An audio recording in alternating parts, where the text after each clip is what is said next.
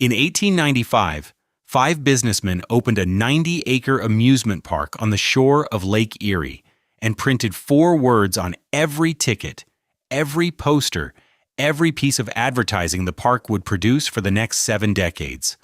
Nothing to depress or demoralize, not to entertain, not to excite, to depress or demoralize.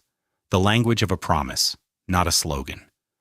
For 74 seasons, the park kept that promise for some. It employed its own police force, empowered to remove anyone judged undesirable, on site, for any reason no one was required to state.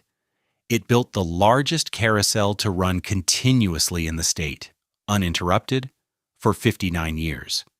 It drew crowds of 85,000 people in a single day. Today, only the entrance archway still stands, opening onto a public park where none of this is written on a plaque.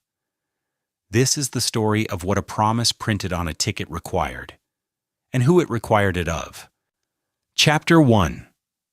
The Park That Promised. Before it is a park, it is 90 acres of farmland, quiet and unremarkable, worked for generations by the Cobb family on the southern shore of Lake Erie. The soil runs east from Cleveland along East 156th Street, flat and sandy, good for row crops and little else that anyone had thought to try. In 1880, it is acreage, and nothing more. Flat ground with no plan attached to it. It sits where the city has not yet reached, at the edge of a lake that does the work no farmer can. To the Cobbs, it is acreage, worked and reworked, and nothing besides. That edge is the whole of its future. The lake gives first, and it gives simply a natural sand beach, wide and pale, with water cold enough in June to make a Cleveland summer bearable. Long before a single mechanical ride turns on that ground, the beach is the attraction, the reason a name gets attached to a stretch of shoreline at all. Families come for the water the way families had come to lakes for a century, with blankets and baskets and no expectation of machinery. The park, when it arrives, will only be formalizing what the water had already started. Euclid Beach, before it is anything else, is a beach. What makes a beach into a business is the streetcar. Lines run out from downtown Cleveland toward the lake, cheap and frequent, and they put the gates within a single fare of hundreds of thousands of working families who own no horse and no automobile, and never will. A nickel gets a man, his wife, and their children out of the tenements and factory blocks and onto sand. Not a luxury excursion, an actual commute. The same rail that carries them to the mills on Monday carries them to the water on Sunday. The distance between labor and leisure in Cleveland in the 1890s is measured in transfers, not miles.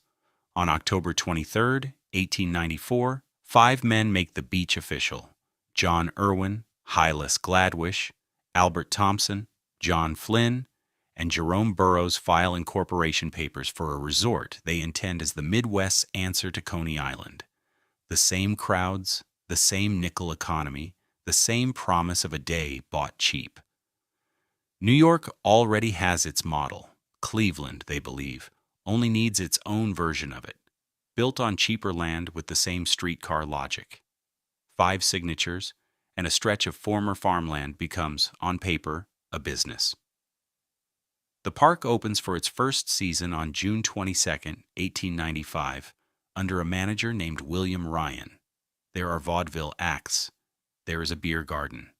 There are gambling tables set up under canvas and sideshows pulled from the same traveling circuit that supplies every resort on the Great Lakes that summer. Ryan runs it the way every lakeside operator of his era runs one: fill the grounds with cheap spectacle, sell beer at the gate, and let the beach do the rest. It is, by design, a version of Coney Island scaled down and shipped west. It is also, by every measure that matters to the men who financed it, ordinary, and unprofitable. The formula that draws crowds to Coney Island draws smaller, thinner crowds here, indistinguishable from what a dozen other lakeside resorts are attempting that same season up and down the shoreline from Buffalo to Chicago. Beer gardens and sideshows do not separate one park from another. They only prove that the operators had read the same trade papers. Euclid Beach will lose money quietly, season after season, doing exactly what it was built to do. And somewhere inside that losing operation, unnoticed by the men who signed the incorporation papers, a single concession stand is about to start earning more than the rest of the park combined. Chapter 2. The Popcorn Stand. The stand belongs to a family named Humphrey. Connecticut-born, they arrive in Cleveland sometime in the middle 1890s carrying almost nothing, having already lost one enterprise in lumber and a second in farming before either had the chance to fail slowly. They do not arrive to found a park. They arrive to sell popcorn from a single stand wedged between the beer garden and the sideshow tents, inside a resort that is losing money in exactly the manner already described, quietly and without apparent remedy. At Euclid Beach in those first seasons, it draws no attention beyond its own row. It is one concession among a dozen, no larger than any other, its trade unremarkable next to the vaudeville bills and the gambling tables that draw the crowds, or fail to. In 1897, the Humphreys formalize what they have been doing piecemeal. They found the Humphrey Popcorn Company, selling from the original stand inside the park and from a second stand set up on Cleveland's public square downtown miles from the lake. Popcorn and candy kisses. The margins are small, the product perishable, the operation modest by any measure that mattered to the men who had signed the park's incorporation papers. And yet the popcorn stand turns a steady profit season after season, while the amusement park built around it does not. Not spectacular, not remarked upon in the trade papers, steady. In a business hemorrhaging money on beer gardens and sideshow barkers, that steadiness is its own kind of proof. By 1901, that proof has a name attached to it, Dudley S. Humphrey, who buys the entire park outright from its original investors. Not a partial stake, an actual purchase of every acre, every ride, every lease on the grounds. He does not renovate the sideshows, or restock the beer garden, or expand the gambling tables that had until then been the park's chief draw. He removes them. The beer garden is torn out within his first season as owner. Gambling of every kind is banned, entirely, without exception. The sideshows are shut down. Where the old Euclid Beach had tried, unsuccessfully, to out Coney Island, Humphrey's Euclid Beach sets out to be nothing like it at all. The new slogans go up on signage across the grounds, blunt as the man who wrote them: one fare, free gate, no beer. Nothing to depress or demoralize. Admission itself becomes free.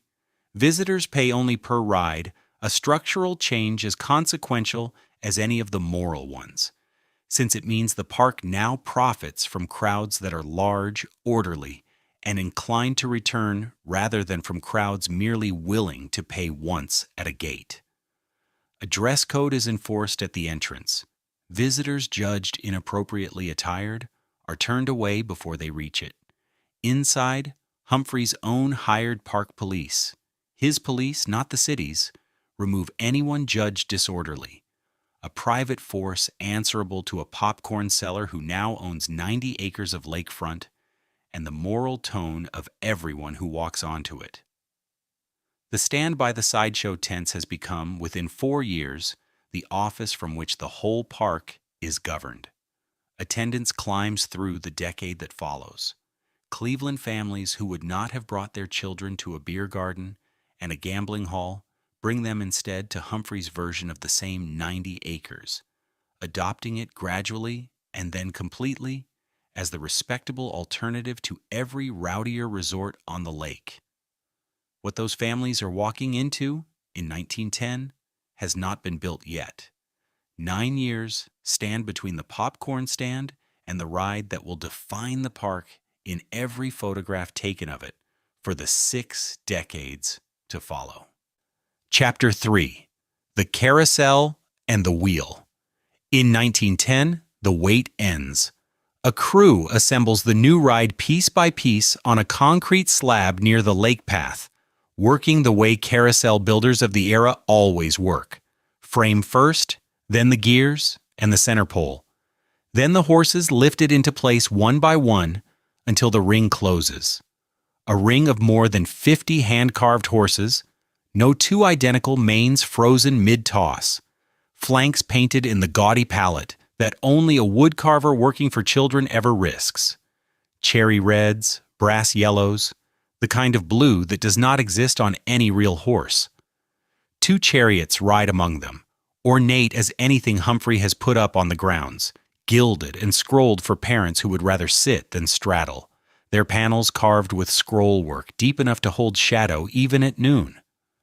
A band organ drives the whole assembly, brass pipes and drums timed to the turning platform, the pinned cylinder inside grinding out the same marches and waltzes on a loop, loud enough to carry past the picnic groves and out toward the water. This is the Grand Carousel. It will still be turning 59 years later on the last day the park is ever open. Long before the carousel exists, though, another machine already lifts riders over this same ground. The circle swing predates Humphrey's showpiece, its exact opening year lost between 2 dates in the record. What it offers has nothing to do with horses or gilding. Riders climb into wicker gondolas hung from a tall central tower, baskets built light enough to swing and strong enough to hold a family. And when the machine spins up, the gondolas fly outward on long steel cables, swinging out over the heads of the crowd below, the whole tower groaning under the load, then back, then out again. Faster with each pass until the riders are looking straight down at the upturned faces on the ground.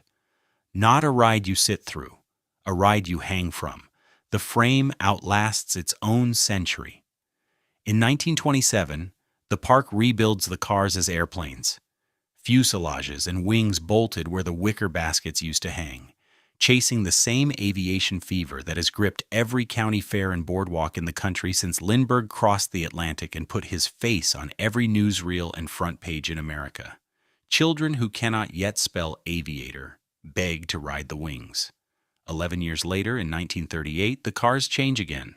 Rocket ships this time, styled after Buck Rogers and Flash Gordon, the comic strip spacemen already familiar from Sunday funnies and Saturday matinee serials, fins and portholes stamped out of sheet metal, the whole machine renamed the rocket ships for a generation of children who will never know it as anything else. Same tower, same cables. 3 different decades, 3 different futures sold to the same crowd for the price of 1 ticket. 2 rides now anchor the park, and both of them, in their own way, are gentle. One turns in a circle, painted horses catching the light, a carousel meant to be watched as much as ridden. One flies out and returns, a tower built to thrill without ever quite frightening.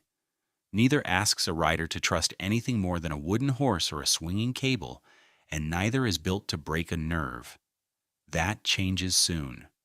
The men backing Humphrey's Park are already looking at steeper machinery, faster machinery, the kind that costs real money and answers to gravity rather than a band organ. 3 years stand between the carousel's opening and the first true coaster on these 90 acres, and the ground that once only turned and swung is about to learn how to drop. Chapter 4. The Unwritten Gate. 3 years pass, as promised, and the ground learns to drop.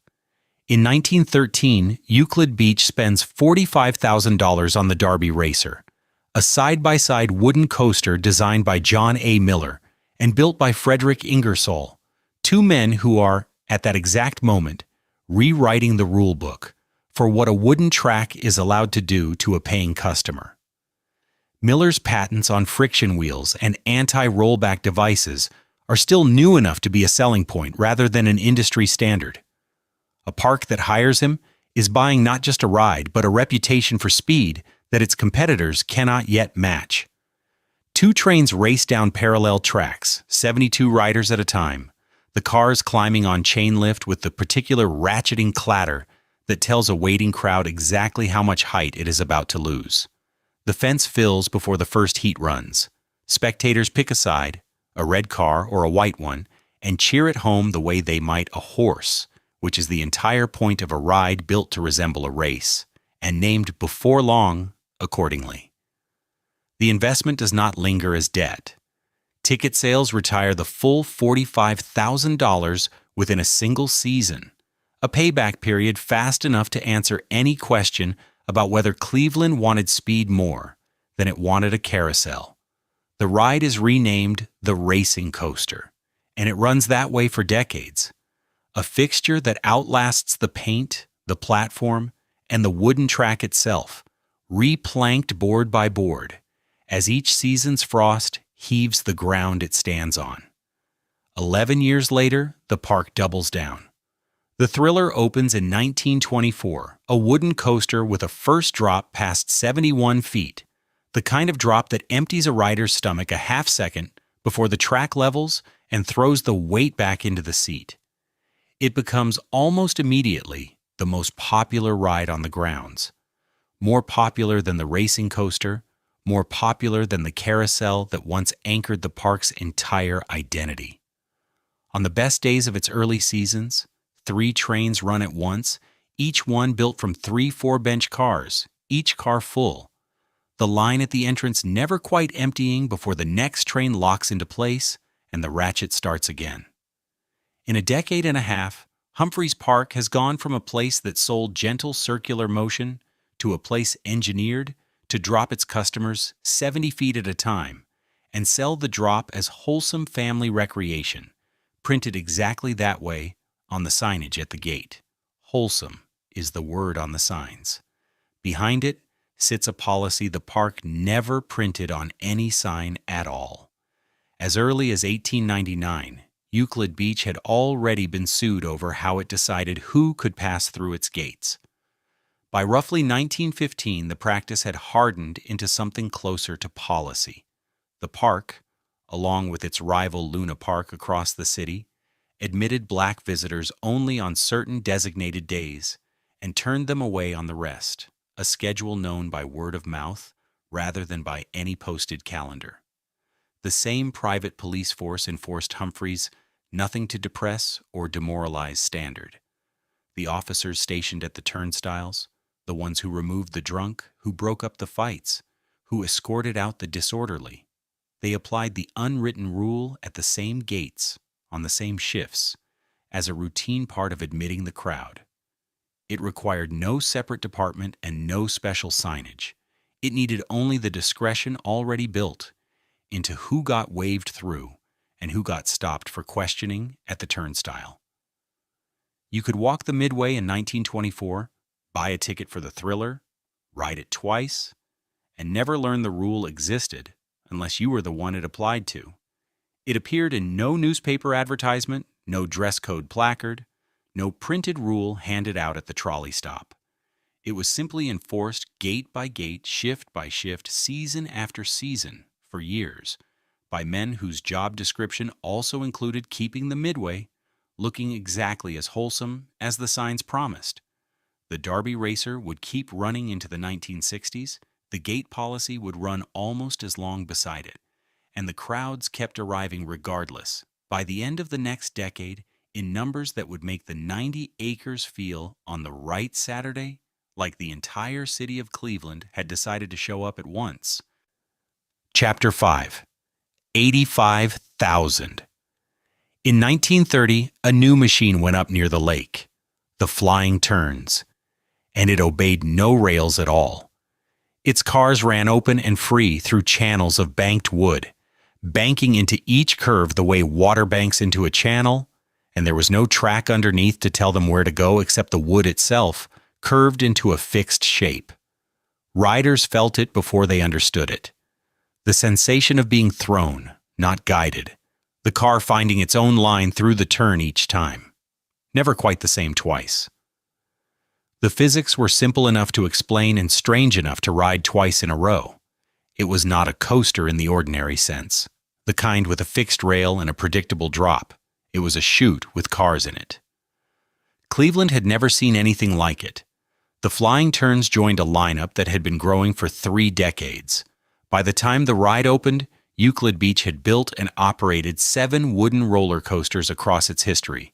Not 7 models of the same machine, but 7 distinct rides, each replacing or standing beside the last, each drawing its own line of visitors down the midway. One generation of coaster gave way to the next the way one summer gives way to the next, without ceremony, without anyone marking the exact turn. Some parks had one signature coaster and built a reputation around it. Euclid Beach built 7 and let none of them define the place alone. The park was by the 1930s not a single attraction remembered fondly. It was an accumulation. That accumulation had a ceiling, and by the middle of the century, Cleveland found it. Single-day attendance at Euclid Beach reached as many as 85,000 people. 85,000 human beings, moving through 90 acres between the archway and the lake, on a single Saturday, under a single gate. No other draw in the city moved that many people through one entrance in one afternoon. Not the ballpark, not the department stores downtown, not the churches on a holiday. The 1921 arch, lit at night, lettered in the park's own signage, had by then become shorthand for all of it. Say Euclid Beach to a Clevelander of that generation, and the image that arrived first was not a ride. It was the arch itself, the threshold you passed under to leave one version of the city and enter another. Humphreys sold its popcorn balls by the tens of thousands that same summer, made from corn grown on the family's own farm in Wakeman. The company grew its own supply and still could not keep pace. Picture it. A July Saturday, late in the 1940s, the archway lit against a sky still bright at 7 in the evening. Streetcars pull up and empty every few minutes, releasing families in loose clusters onto the pavement below the arch's lettering. Somewhere behind the entrance, the Thriller's cars are clattering up the 71-foot lift hill, the chain drive audible even over the crowd, and near the midway the Carousel's band organ is fighting the barkers at the popcorn stand for the same stretch of air. The smell is popcorn and lake water and hot pavement. For most of the people passing beneath that arch tonight, everything the park's own slogan promised them was simply true. For a few of them, walking toward the same lit letters, the promise came with terms nobody had bothered to print. Those terms had held for years without needing to be tested, absorbed quietly. One summer folded into the next, the way the archway absorbed the evening light and gave it back as welcome. 85,000 people a day is not a number that stays still for long, and a number that size does not stay simple for long either. Somewhere in that crowd, every single summer, were people counting something the park itself was not counting. That was about to change. Chapter 6. The Summer of 1946. The counting had a name by the summer of 1946, and the name was organized. The American Youth for Democracy sent members. The United Negroes and Allied Veterans of America sent members. The National Negro Congress sent members. 3 organizations, 1 coalition, a single purpose: to walk through the archway together, black and white, and stay there, on the sand, in the pavilions, past the point where anyone could pretend not to notice. Euclid Beach had never posted a sign saying who could not enter. It had never needed to. The exclusion lived in ushers who steered certain families towards certain rides and away from others, in dance hall doormen who found reasons, in a policy so unwritten it could be denied in the same breath it was enforced. The coalition intended to force it into writing, one way or another. The visits began on July 21st, 1946. They were deliberate, timed, coordinated, repeated. Not a single afternoon of protest, but a campaign, week after week, through a park that had spent 40 years perfecting the appearance of a place without conflict. The ushers steered. The doormen found their reasons. The visits continued anyway. The same coalition returning the following Sunday, and the Sunday after that. Something that had held for decades without being tested was now being tested every week in public by people who had no intention of stopping. On August 23, 1946, it stopped holding. The confrontation that the coalition had been building toward, and that Euclid Beach had been avoiding since the archway first opened, arrived as a riot. Scuffles breaking out across the grounds, a chaos the park's private police force could not, or would not, contain. It was not the last incident of the summer. It was not even the worst. 8 days later, on August 31st, a Euclid Beach patrolman named Julius Vago attacked a man named Albert Luster. Luster worked for the Cleveland Transit System. He belonged to the Congress of Racial Equality. Vago fractured his skull. The record does not soften into ambiguity here. A park employee in a park uniform broke open a visitor's head with enough force to crack bone, and the visitor's offense, the only one anyone alleged, was standing in a place he had been told, wordlessly, for decades, not to stand. The season did not recover from it. Scuffles, a beating, a shooting. The litany accumulated through the summer until Euclid Beach did something it had not done in 51 years of operation. It closed. Not for a day. Not for the incident. It shut its gates for the remainder of the 1946 season. The ride silent. The archway dark earlier than it had ever been dark by design rather than by hour. Management had a choice to make before the gates reopened, and in 1947, it made it. Not integration, not a written policy replacing the unwritten one in either direction. Instead, the dance hall and the roller rink were handed off to a private operator, placed one legal step removed from the park itself, where whatever rules the new lessee chose to enforce would not be Euclid Beach's problem to explain. And the bathhouse, the building that had once let 85,000 people a day change into swimsuits and walk down to the water, simply did not open, not closed for repairs, and not closed for a season to be reconsidered later. It simply stayed shut, with no announced date for anything else. The water was still there.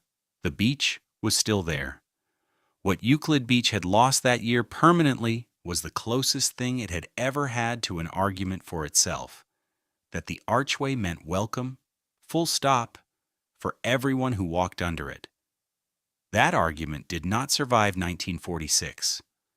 Other things were coming for the park too, slower than a riot but no less final, and the first of them was already threading its rails through the streets of a city about to start pulling away.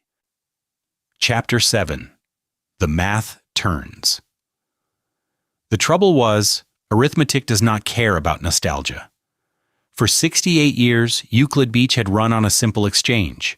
A family paid a nickel, then a dime, then a quarter for a trolley ride out along the lakeshore, and the park paid them back in an afternoon they would remember for decades. That exchange ended on a specific date. In 1963, the trolley line that had carried grandparents and then their grandchildren to the gates for a single fare stopped running, and with it went the cheapest, most dependable machine the park had ever owned for filling itself with people who could not otherwise easily arrive. No announcement replaced it. The tracks simply went quiet, and the crowds that had once poured off the streetcars in the thousands now had to find another way in, or not come at all.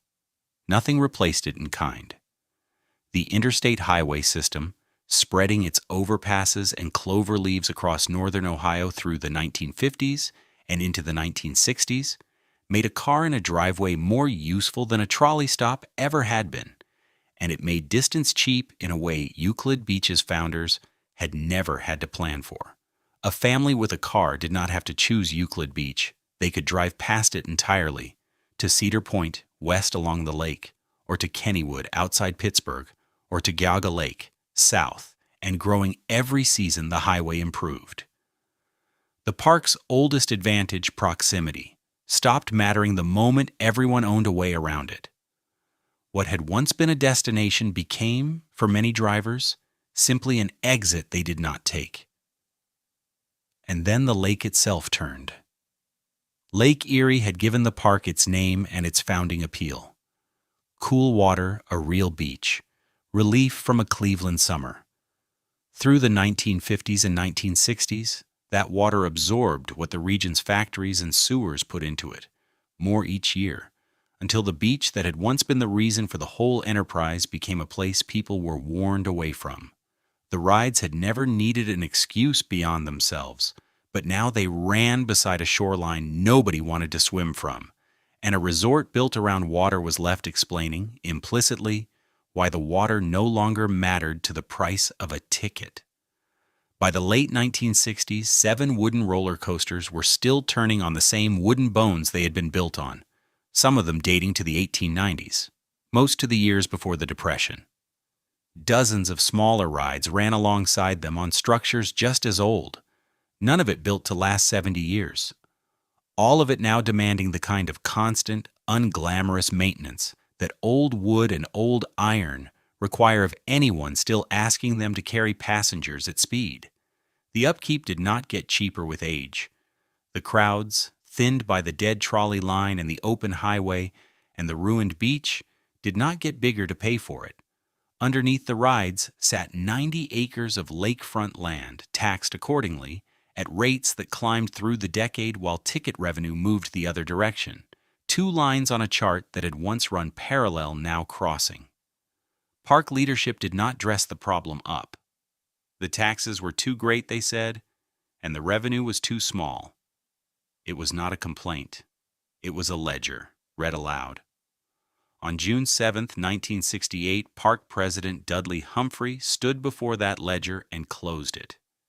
Euclid Beach, he announced, would shut permanently at the end of the following season. There was no farewell tour attached to the statement, no final summer built around the fact of its finality. Only a date, more than a year out, fixed now on a calendar that had never before had an ending printed on it. Every ride still running that afternoon would run through one more season, and only one. Somewhere inside that final season, on some ordinary day nobody would think to mark, each of them would be ridden for the last time. Chapter 8, What Remains? That one more season came due on September 28, 1969, the last night of the park's 74th summer, and Euclid Beach Park closed its gates for the final time. No ceremony marked the closing beyond the plain fact of it. The last customer through the turnstile, the last cash drawer counted, the lights over the midway switched off in the order they had always been switched off, except that this time no one switched them back on. Demolition followed soon after, crews arriving to take down what 74 seasons had built. What remained afterward was not the park, but a set of decisions about what to keep. Not everything went to the wrecking crews. The Grand Carousel was sold intact and shipped east to Palace Playland, an amusement park on the boardwalk at Old Orchard Beach, Maine, and there its horses turned under a different sky for the next quarter century. New riders climbed onto them who had never heard the name Euclid Beach and had no reason to. The ride kept turning. The park it came from did not. Palace Playland closed in 1996, and the carousel that had once stood at the center of Euclid Beach went looking, for a second time in its life, for somewhere to belong. In July of 1997, it came up for auction in Olmsted Township, Ohio, at a memorabilia show built entirely around the park's own memory, a room full of people who had grown up on that ride, bidding to decide where it would spend what was left of its life. The Trust for Public Land won the bid for all 54 horses and 2 chariots at $715,000. The carousel that had left Cleveland in the back of someone else's business plan came home in the custody of people who had no plan for it beyond keeping it. Restoration took years, carried out at Carousel Works in Mansfield, Ohio, horse by horse, hoof by hoof, the paint stripped back to bare wood and rebuilt in layers no rider would ever see or need to. In the fall of 2014, the Grand Carousel reopened to riders at the Western Reserve Historical Society's Cleveland History Center in University Circle. It still runs there most weekends. The same horses that once turned above the Lake Erie shoreline now turn 8 miles inland, under a roof instead of open sky, ridden by children who have no memory of the water it was built beside. One structure survived on the original 90 acres without ever having to leave them. The entrance archway, raised in 1921, still stands where it was built, framing what used to be the start of every summer for 3 generations of Cleveland families. The city designated it a historic landmark in 1973. It now marks the entrance to a public lakefront park operated by Cleveland Metro Parks, on the eastern portion of the ground where the Midway once ran. A gate still standing at the edge of the lake, no longer sorting who was permitted through it and who was not. The business born inside the park outlived the park itself. The Humphrey Company still makes popcorn and taffy today, at a plant in Warrensville Heights, Ohio, from recipes little changed since they were sold under that same archway. The same product that once filled a single stand on Public Square before the park even existed is still sold in Cleveland stores now, more than 100 years after that first stand opened. It is the one part of Euclid Beach that never had to be rebuilt, restored, or bought back at auction, because it never stopped operating long enough to need saving. Where the Thriller's lift hill once rose, and where the racing coaster once crossed its own finish line, there is grass now, mowed, ordinary, indistinguishable from any other stretch of public ground, bordered by a mobile home community backed up against the old tree line. The only vertical thing left standing on that stretch of shoreline is a single stone arch, pale against the gray of a lake sky, alone in the open field, with nothing built beside it and nothing built behind it. It was raised to be walked through, an announcement of arrival and a boundary between the ordinary world and the place where 85,000 people once came on a single Saturday to forget it. Now the wind off Lake Erie moves through that same opening the way it moves through any gap in any wall, entering nothing, leading to nothing, arriving at nothing but more grass. The lake is still there. The arch is still standing. Nothing else is.